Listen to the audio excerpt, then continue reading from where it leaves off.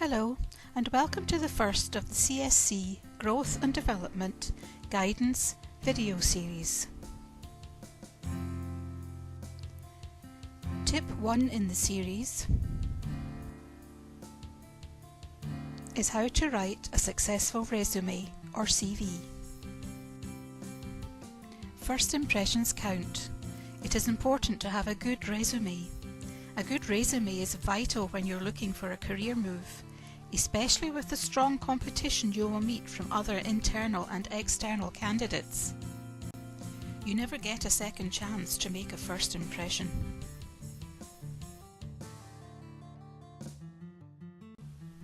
You need to capture attention and make your mark, otherwise you won't get past first post. You need to stand out from the crowd.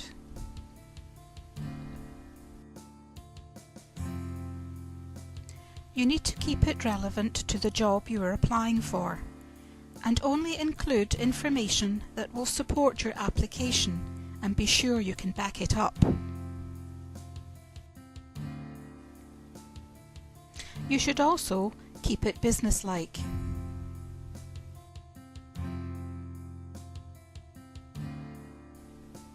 And, if at all possible, make an impact.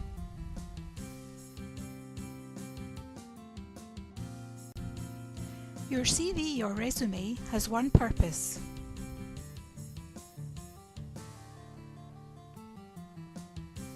to get you an interview.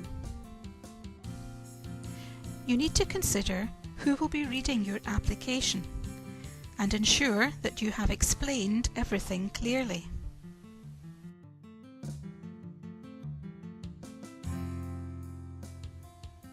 And that means avoiding using abbreviations. For example, MGR instead of manager or DEV instead of development. You should also avoid using acronyms. For example, CSC instead of Customer Solution Center, or POR instead of Plan of Record. Remember, CVs are read at speed.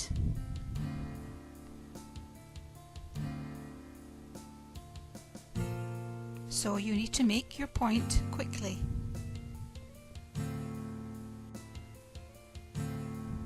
And be clear and concise. So let's take a look at some general guidelines. Firstly, the length. On average, a CV should be between 2 and 3 pages depending on your level and career history.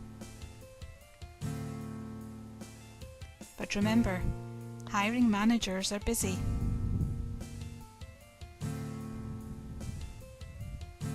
A long CV will not get the attention it needs. Secondly, the format and layout. A good CV should be clear, concise, complete, up to date, and in a logical sequence.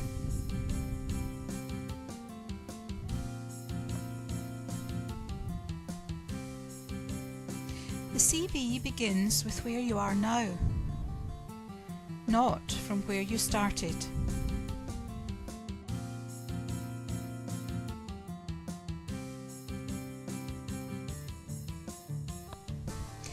Don't make the mistake of assuming that because you work for the same company as the recruiter and hiring manager,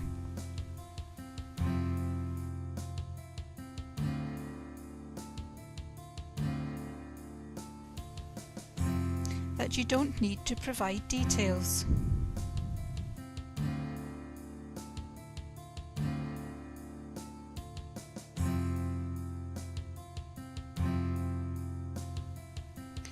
Also, if you have been with HP for say 3 years or less,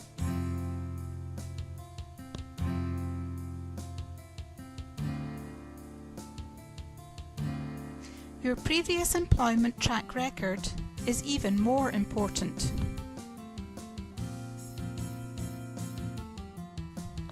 So no matter your past experience, if it is relevant to the post you're applying for, then put it in.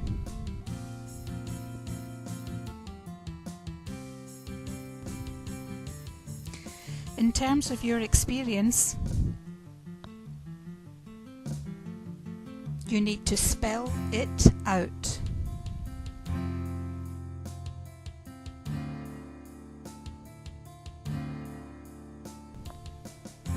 Now let's look at what the ideal resume or CV should include.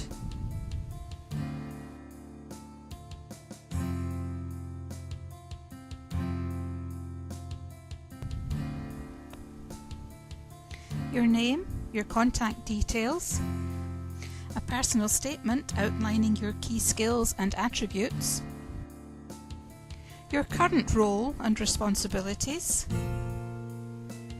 your achievements and personal contribution, and the difference you've made.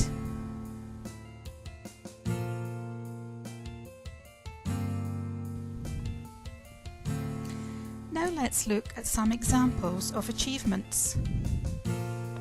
Income targets met, budgets managed, staff managed, policies developed, and changes implemented. Now let's talk about professional qualifications. You should include any professional qualifications or training relevant to the job you are applying for.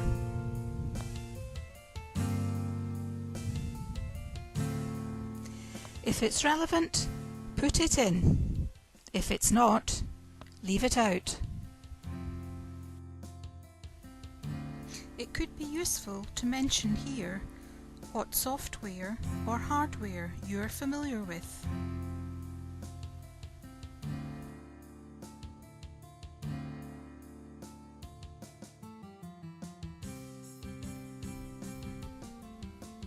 And whether you are a super user of any software.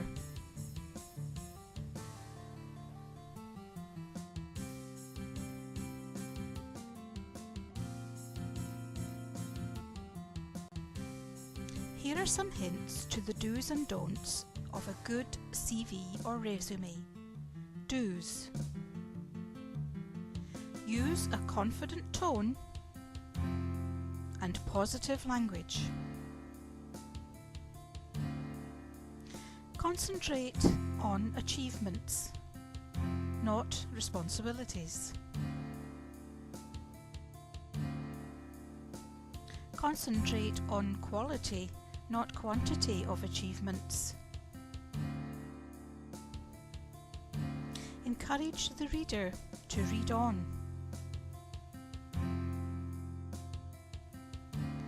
Rise above the competition. Now here are some of the don'ts. Don't expand the truth. Don't list everything. Don't include a photograph, because in some countries this is not acceptable.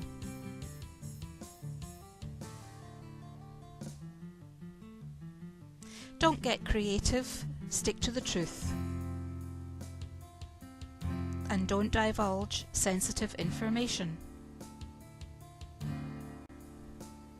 And finally, let's not forget to check, and check again. Also, don't underestimate the importance of a covering letter. But you will learn more about that in a future video.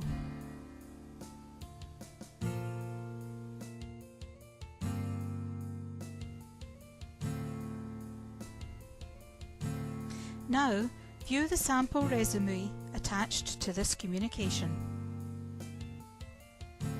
and update your resume today.